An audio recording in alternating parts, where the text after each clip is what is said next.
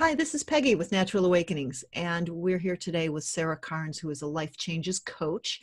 And I'm looking forward to today's conversation because she's got all sorts of great information for men and women, but especially women, for this time in our lives, this, as we're all staying at home and trying to navigate a lot of new challenges while working on our old challenges as well. So good afternoon, Sarah. Hi, Peggy. Good to see you. Yeah, could you tell us a little bit about what you do as a life changes coach? Yes, the first piece is to acknowledge that when we're in the middle of changes or coronavirus, anything big or small changes in the body, it can start to feel like the ground underneath is not sound. It's not firm ground. So we have to be with the shakiness, the unsettledness, maybe even the turbulence. I have a feeling a lot of people are feeling that right now and maybe haven't even identified it as such, but that ground shaking. I mean, that's perfect for where we are right now. Mhm.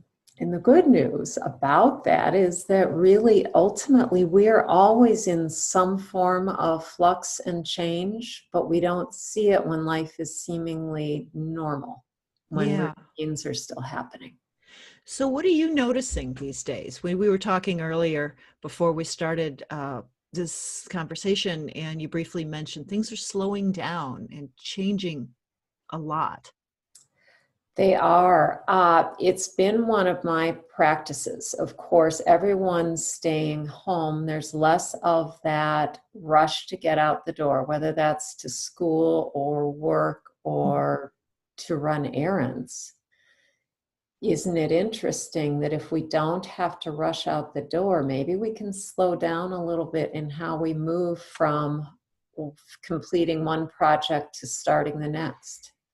Or even completing one project. Yes, This is a, that too. this is a time to finish some things we start. And some people are picking up, their knitting or that Mhm. wallpaper or paint project that they Yeah, started years ago. yeah. Well, one of the things I know that you work with is mentoring women through this turbulence of life, as you call it, through a time of change where maybe kids have moved out, relationships have changed, and now they're looking at taking care of themselves. What are some things women can be doing right now?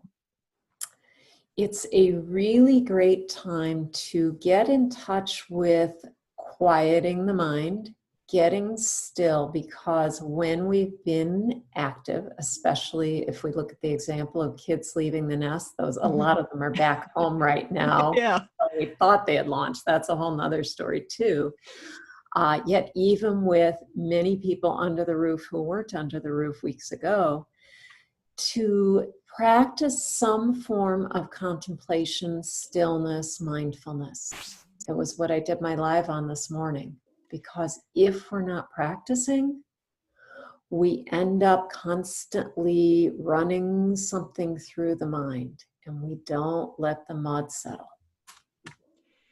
So the kids are back in the nest. The spouse or partner might be there trying to work or not work. You're trying to work. How how do you do stillness? Let's get a couple of good nuggets here. How do you practice stillness in the One midst of of all my of that? favorites harkens back to the day when I had littles underfoot. Mhm. 5 minutes in the bathroom is sacred time. And, if you have a 2-year-old and a 3-year-old and they're in great danger of choking each other, you might have to find a way to work that. But overall, to take 5 minutes in the bathroom, for the most part, the world will not fall apart. Your kids will not impale themselves on something too dangerous. Mhm. And you, most important, will actually find your heartbeat again. So could you lead us through maybe a little bit of an exercise of what you might do just to get some stillness? Sure. So I start with sitting down and having a big exhale Yes. and a big inhale and a few more of them because we need that attunement with the breathing. If we don't have our breath, we really don't have our foundation. From there, I check in. How are my feet? Are they kind of curled up? Can I pick them up and plant them again a little more fully on the floor? Mm-hmm. Can I notice my sit bones underneath me, my shoulders? Maybe they're up here. Roll them back. And another deep breath, because just in the process of finding my shoulders up here, I hold my breath again. And you're like, wait, too long at the computer. Yes, that's another one, is taking those breaks from the computer, even if it's just to walk to the other side of the room for a moment. Look out And the window at nature. and I would say it's the same way. You get away from the computer. How tight are your hands? Are your toes clenched? How Mhm. are all your muscles? And can you relax there too? Yes, and one of my good friends, Catherine Johns, who's a speaking coach, you know her, I know, Catherine. she has referenced it in relationship to speaking, but it really refers to everything we do. Mm-hmm. She can tell. So right now I'm just picking up one foot because I'm at my fancy standing desk here, which is a makeshift counter. Oh, that's a whole nother story. I'm picking up one foot and I still feel relatively grounded. Mm-hmm. I'm going to put that other foot back on the floor. And I feel way more grounded. My breathing calmed immediately on putting my other foot down, even though I was very conscious of my breathing because I was speaking. Yeah. So Catherine taught me that years ago in reference to speaking. And that's when I realized with so many people, that is not just about speaking. If we're at the computer and our feet are curled up and our shoulders are up here and our hands are clenched trying to get all the words onto the keyboard, we're really not getting our full oxygen that we need. Which is going to lead to frustration, tiredness, crankiness. Yes, the Looking barking for at sugar. spouses, looking for sugar, barking at children, barking at dogs. In my case, dog barking back, but Yes, that too. he's being good in the background for once here. So that's some great tips, some things for us to do at our desk. How about a little bit more big picture? What can we be doing to breathe more life every day and get some purpose and some direction? Thank you. That's a biggie, the purpose and direction, because we're all kind of on hold right now. Mm-hmm. And the deal is, your life mission does not go on hold just because our outer world activities have gone to Zoom or on hold. Great point. So, life mission is not just your career, it's who you've come to be, it's the people you care about having relationships with, even the ones who are testers in relationship. That's a part of your learning and growing.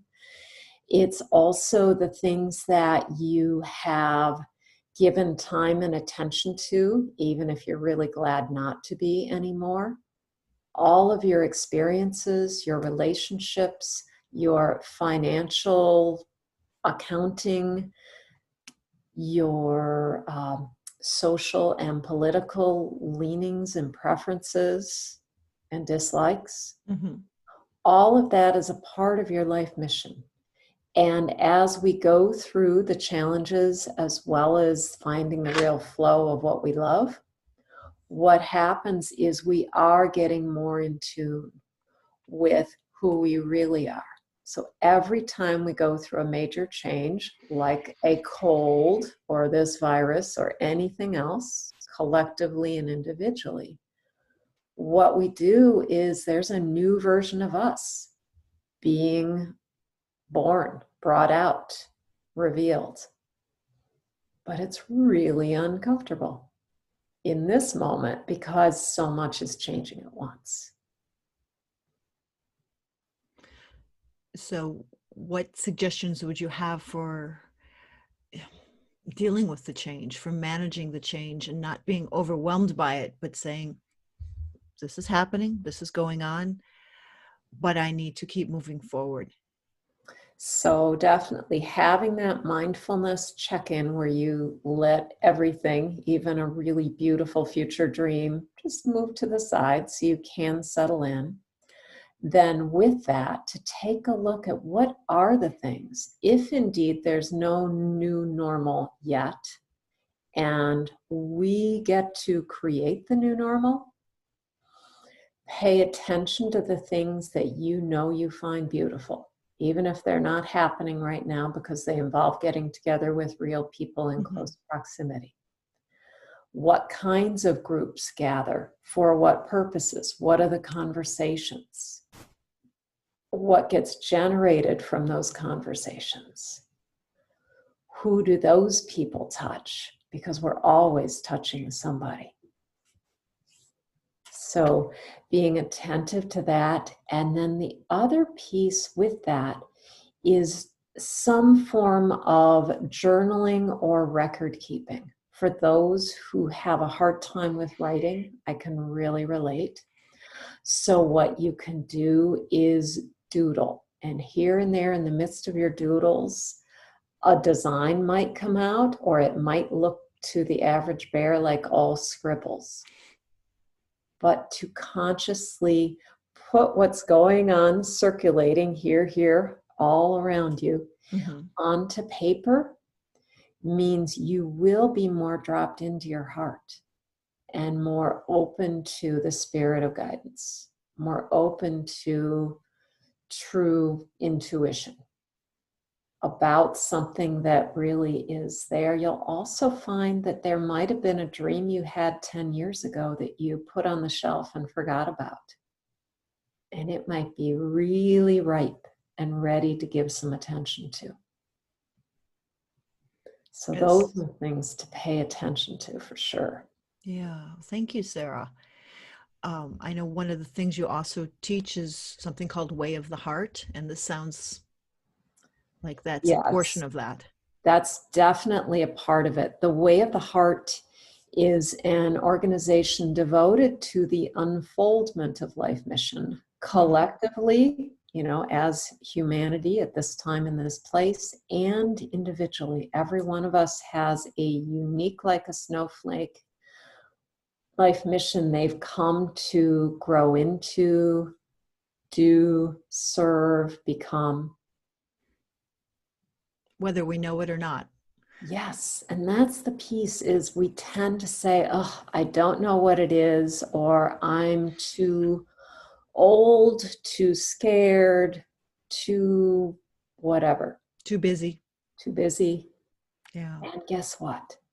It really, speaking of immunity, health, vitality right now, it is one of your best sources of vitality and health and well-being. Even if you're walking through a major health issue, when you are on path with the things that you most love to do, that are in alignment and working with the people you most love to work with, serving the things that most you feel most need help in the world, you actually are building a whole new immune system there.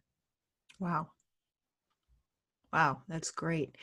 So for anybody who wants to learn more or work with you on finding their life mission or work with you on Way of the Heart, how can they reach out to you? Sarah at sarahdkarnes.com. I'm also on Facebook and other platforms. My best preference is to connect by email so we can actually ultimately have a phone call or meet in person. And I or Zoom. Look forward to getting back, or Zoom right now. Yeah. Well, this is great. Do you have any other words that you'd like to leave with Natural Awakenings readers? I think to really stay in your whatever you're finding beautiful or hopeful right now, while also really telling the truth. If you are feeling frustrated, overwhelmed, hopelessness about some of the situations going on, also know that on the other side, there are the things you have hope for. So remember to feed that as well while telling the truth about the full realm of feelings going on. Yeah, because we're not okay 24 hours a day. No. And anyone who says they are is going to. I had a meltdown the other day that surprised me. but it Really? needed to come out. Mm-hmm. And it was a version of overwhelm over something really minor. But it literally needed to come out. I needed to breathe. I needed to say, feeling overwhelmed about it and this and that. And then I got scared about this. And just telling the truth made a world of difference. I was able to shed the tears, Mm-hmm. do the meltdown, and 5 minutes later, stand up and go outside for a little nature regeneration. Which is very important as well. Yes. Yes.